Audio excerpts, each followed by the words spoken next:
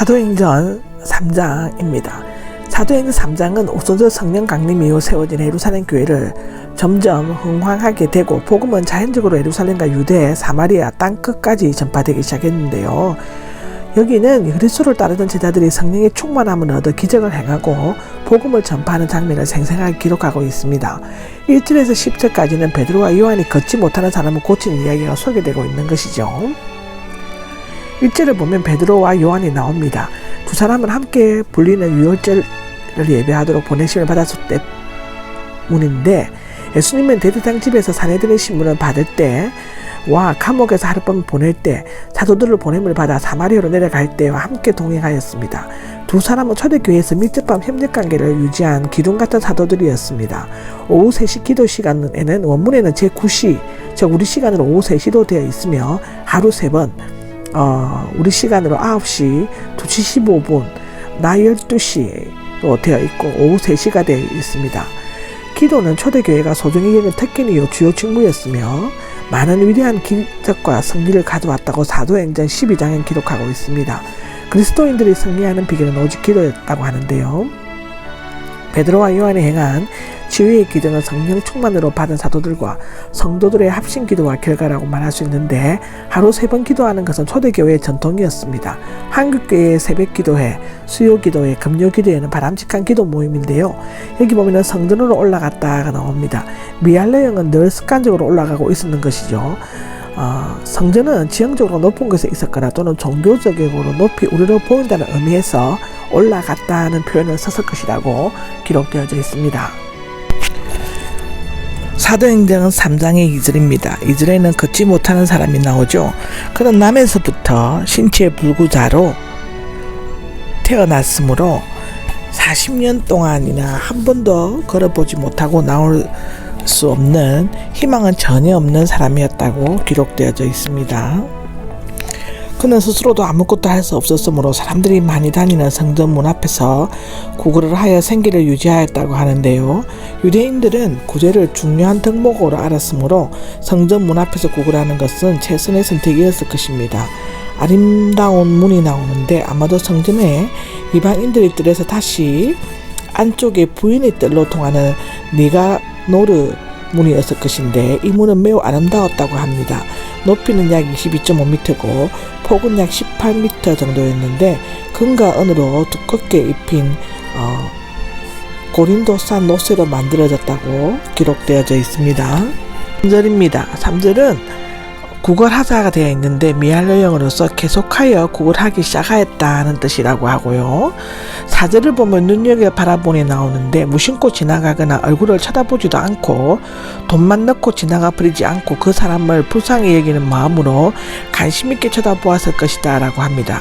우리를 보라는데 그 남자도 동정을 바라는 마음으로 바라본 것 외에 누군가를 주목하여 바라본 일은 없었을 것입니다. 그런데 이번 경우는 무엇인가를 얻게 되리라는 기대감을 가지고 쳐다보았습니다. 이 단어는 미알레형으로서 단순히 순간적으로 쳐다보는 것이 아니라 똑바로 계속 바라보고 있었던 것을 나타냈는데요. 그가 믿음을 가지고 있었는지 대해서는 알 수 없지만 병고침을 받은 후 하나님을 찬미한 것을 보면 그는 평소 믿음을 가지고 있을 것이라고 보여집니다. 그러나 이 경우는 믿음의 여부에 관계없이 베드로와 요한이 예수 그리스도의 주권적인 능력으로 고쳐주었을 것이다 라고 요한복음 9장 1절에서 12절은 기록되어져 있습니다.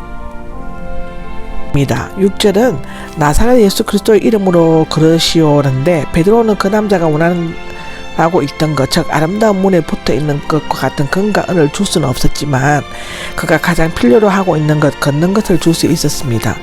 그러나 그보다 더 중요한 것은 그가 하나님을 찬미하고 온 백성이 신기하게 여기고 놀라워했다는 사실인 것입니다. 나사렛 예수 그리스도 이름으로 꼭 그의 인격과 권위로 그 의미인데, 사도들에게 있어서 예수 그리스도는 금이나 은보다 더 귀한 보물이요 믿음이 절대 주세요, 삶의 최고 가치였습니다. 베드로는 자신의 능력이나 믿음이 아니라 예수 그리스도의 이름, 즉 성격이나 본질이나 능력, 은혜에 의해 이적을 행하고 있음을 분명히 밝혔습니다. 7절에는 오른손을 붙잡아 일으켰다가 되어 있습니다.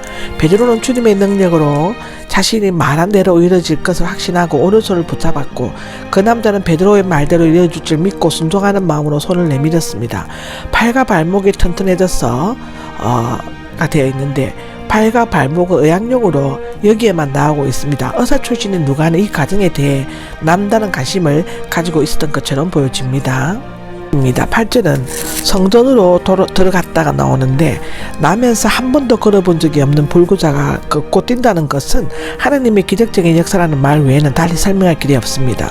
그는 하나님을 찬미하면서 바깥들에서 헌금함이 있는 여인들 안으로 그 다음에 9개 문을 거치면서 이스라엘들 안으로 걸어 들어갔습니다. 그는 성전 안으로 나들던 종교 지도자들로부터 경멸의 시선과 동정으로 던져준 몇 푼의 돈밖에는 받을 것이 없었습니다. 교회가 날마다 호화스럽게 살아가는 한 헌대가 가득한 거지는 교회의 문에 누워 있게 될 것입니다. 제사장과 레위인이 강도를 만나 피 흘리며 쓰러져 있는 자를 피하여 지나가는 그들은 거의 반죽의 길가 한쪽에 누워 있었을 것입니다.